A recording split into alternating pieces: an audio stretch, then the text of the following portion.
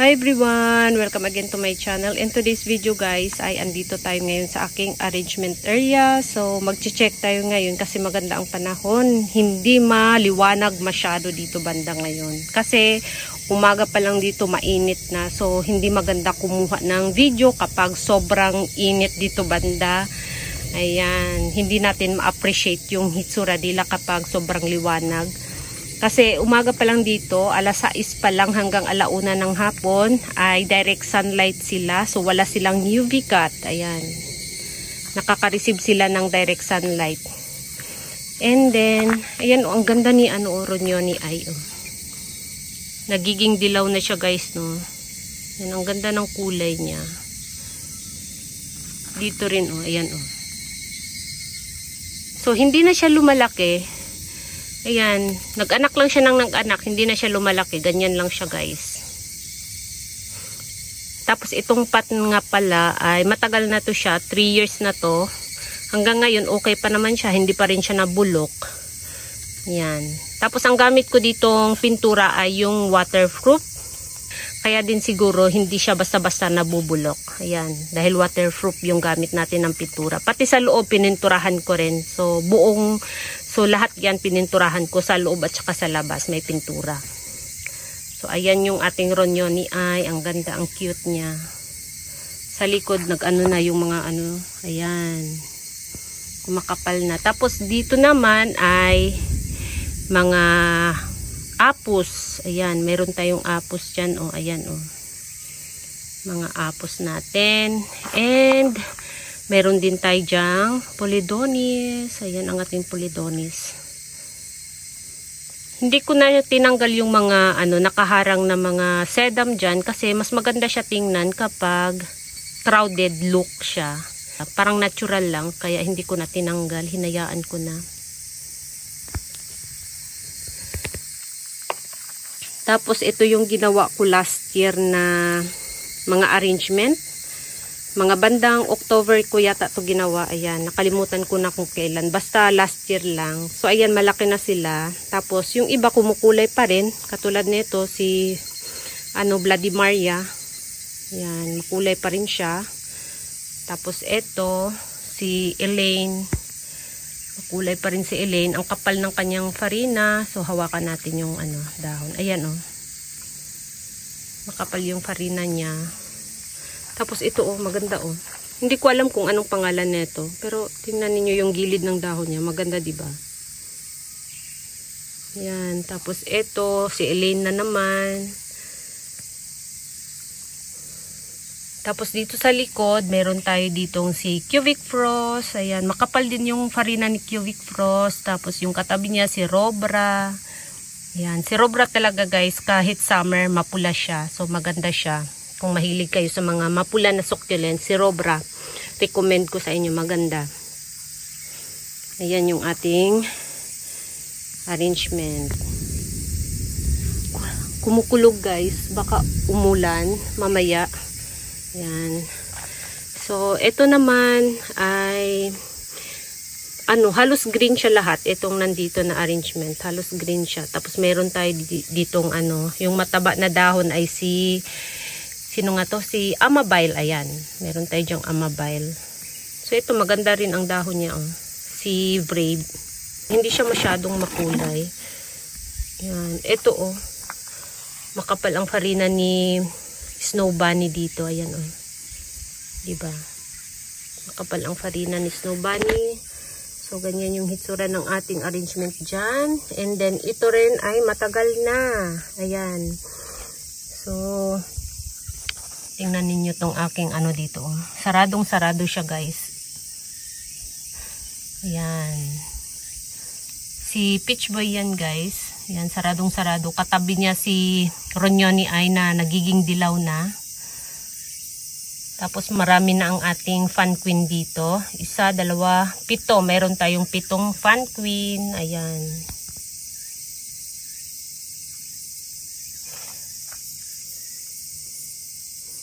Ito cute ang ating dito moonstone. Napaka-cute ni moonstone. Dito din sa ibabaw. Ayan.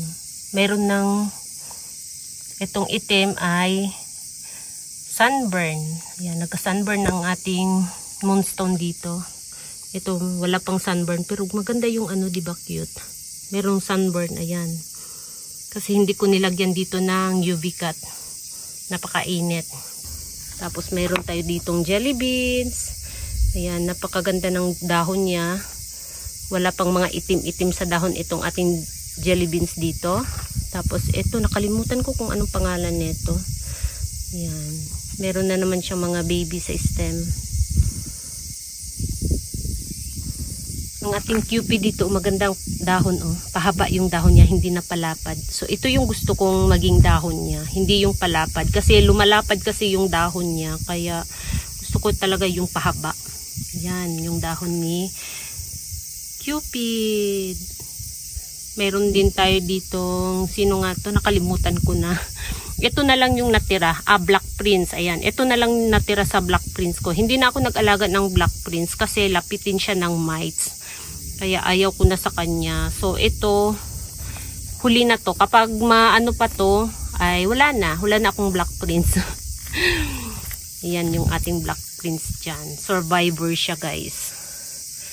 Tapos, ito yung ginawa ko nung spring. So, napakarami na ng kanyang dry leaves dyan. Hindi ko na rin natanggalan to ng dry leaves. Ayan. Maganda ang ano ni Sirin dito. Yung baby niya, o pulang-pula. Oh. Si Sirin. Tapos, ito yung mother plant.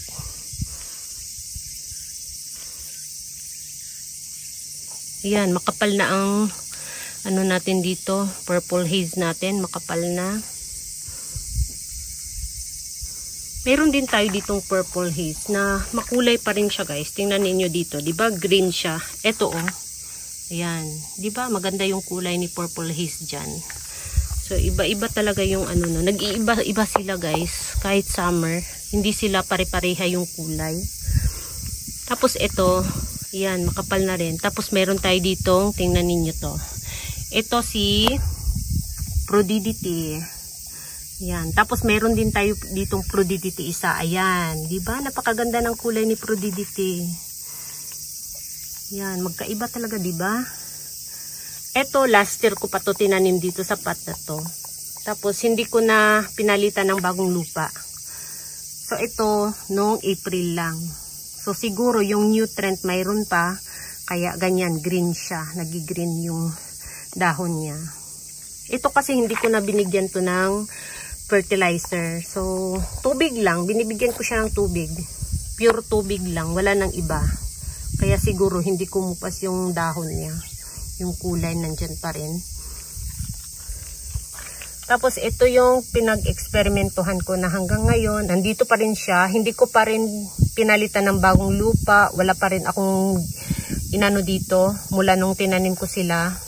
So, ito nga pala si Colorata, si Chihuahua NC sa gitna, tapos ito si Peach Boy. So, ayan.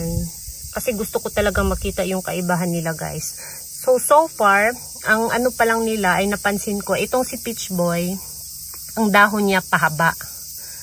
Ito is malapad. Kung napansin niyo, di ba? Malapad yung dahon ni Chihuahua NC. Tapos ito pahaba. Tapos ito maikli na palapad itong si Colorata. Yan. So, inoobserbahan ko pa rin sila. Tapos, meron tayo ditong bronze.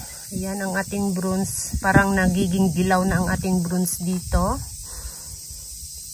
Tapos, meron tayo ditong Peach Boy uli. So, marami akong Peach Boy, guys, kasi mabilis lang siyang i-propagate. So, kung beginner kayo, recommend ko sa inyo yung Peach Boy. Madali lang siyang alagaan at paramihin. O, mayroon din ako dito, o. Mga Peach Boy din to lahat. Ayan. Yung dulo ng dahon niya maganda kasi nagpipink. Ayan, yung dulo ng dahon niya nagiging pink. Ayan, yung ating Peach Boy. Tapos, ito is mga Crassula remota. Ayan. Matagal na rin to siya dito. Napakatigas na ng kanyang lupa. So, papalitan ko na rin to ng lupa baka sa autumn na. Pagkatapos ng summer. Mainit pa kasi ngayon, kaya ayaw kong sa kanila, mag-repotting. Tapos ito is si Mendoza. Ayan. Ang ating Mendoza hindi na lumaki. Meron din dito. Ayan, Mendoza din to. Nagiging compact na sila pati yung dahon. Kasi sa sobrang tagal at yung wala na silang nutrient, ganyan yung mangyayari sa kanila. Hindi na sila masyadong lumalaki yung dahon. Basta hindi mo sila bigyan ng fertilizer, ayan, paliit sila ng paliit. Yan. Hindi, ito nakalimutan ko kung anong pangalan nito. Tapos, meron tayo ditong si red berries. Ayan, mga red berries to. Napakaganda ng dahon, diba? Shiny na shiny. So, ang kaibahan ni red berries at ni jelly beans, ayan, ang kaibahan nila ay yung ito, maliit yung dahon. Ito, malaki. Yan. Yan yung kaibahan nila, guys. So, ito, kapag winter time, mas mapula to siya kaysa kay jelly beans. Ayan. Ito si jelly beans, katabi niya. Ayan, jelly beans to, and then ito si red berry. Ito, ginawa ko rin to nung April, ayan. So, nasa lata ng sardinas. Tapos, yung mga parang dyan is, yan, yung buhangin, hinalo ko sa pintura. Ayan. Kaya may ganyan. Parang, siya, para bang matagal na siya tingnan, diba?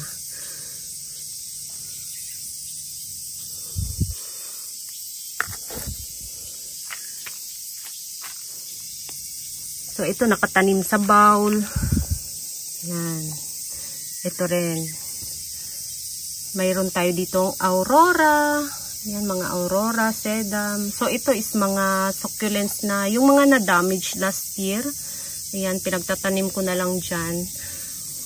Tapos, ito, si Darly Sunshine. Yan, na bowl na hindi na ginamit. Pinabutasan ko lang sa aking father-in-law. Ayan. Tapos, tinaniman ko, ginamit ko na lang na pot kaysa itapon nila. Ayan. Si Mibina. Makapal na ang ating Mibina dito. Tapos, ito is si Pretty in Pink na hindi na siya pink. Meron din tayo ditong Pretty in Pink. O, ayan. Na hindi pink.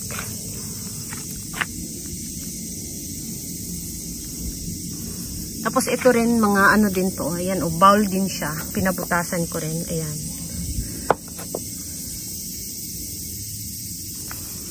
Ayan, 'di ba? Makapal na sila, guys.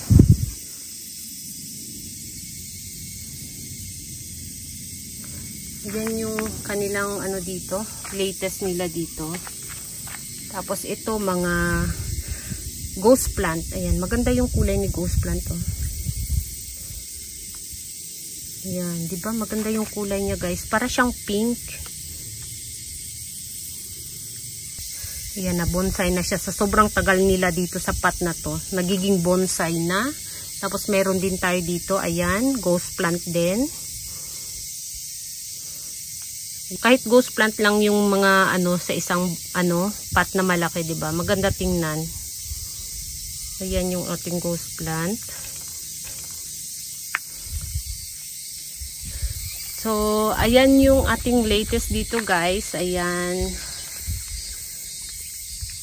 Yung summer look nila ngayon.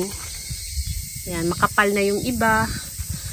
So far, yung mga nagkaroon ng sunburn ay napakakunti lang. Bilang na bilang. Katulad nito. Itong si Davy.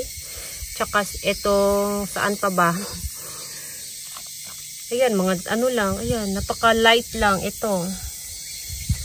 Yun lang yung mga nagkaroon ng sunburn dito kahit nakaka-receive sila ng direct sunlight. Okay pa rin.